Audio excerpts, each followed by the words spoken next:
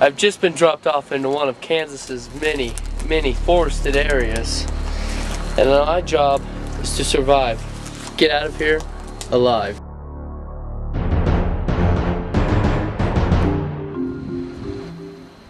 Northwest Kansas. This area is oftentimes confused as being nothing but flat, treeless plains. Well, for the most part, that stereotype is correct. But this particular area is covered in thick forest and brush. It is hostile and unforgiving country that, if you are not careful, can easily claim your life. I've been given nothing to survive except for a small hunting knife and the clothes that I am wearing. My first priority is shelter, and I have stumbled upon a hollowed-out cedar tree that will protect me from the strong south winds. After finding shelter, my focus quickly changes to finding food. I know that this area is overpopulated with rabbits due to the lack of natural predators. So right now, that's what I'm going for. But before I can eat a rabbit, I must first find a way to kill one. My thoughts go straight to making a bow and arrow, utilizing what the surrounding environment has given me. The first step is to find an ample bow. I don't want anything dead found on the ground, because it's dried up, as you see right here, and just break with a little bit of bend. I want something that's alive, something that I have to cut out of a tree, so that has a little spring to it.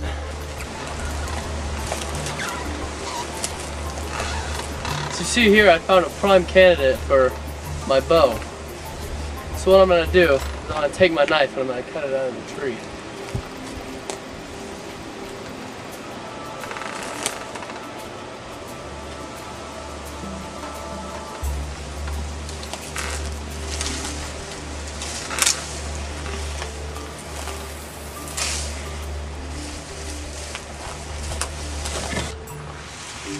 Here I am back in my hollowed out cedar tree as I start the making of my bow and arrow.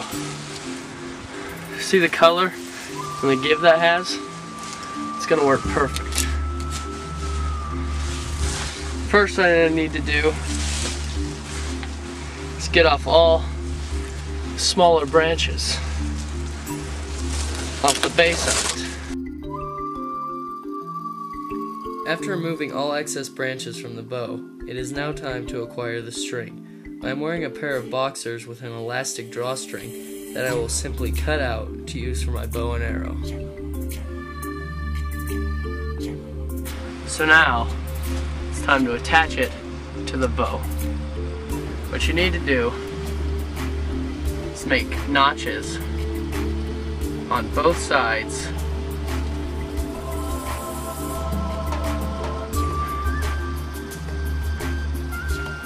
of the wand.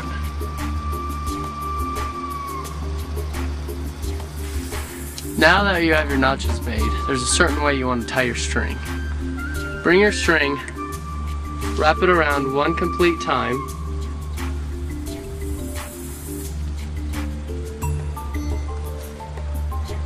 now you want to loop it,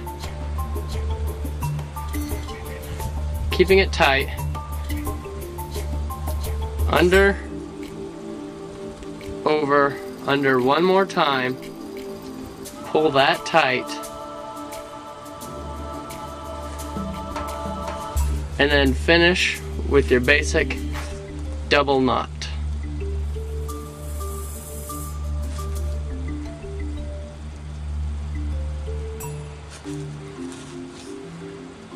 After attaching the string, I take the chance to test my bow.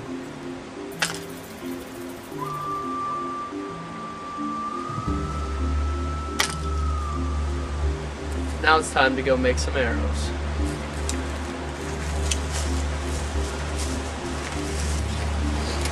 I find a branch that is as straight as possible and break it off to use as an arrow. Just as I did with the bow, I remove all excess branches from the soon-to-be arrow, and then I start on forming a sharp tip out of the wood.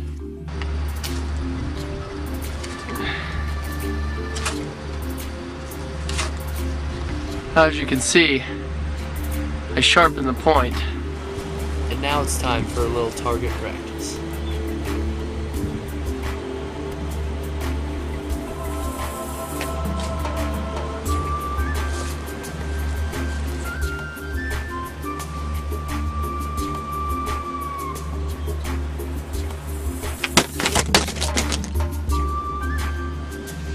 As you can see, my bow and arrow works just fine.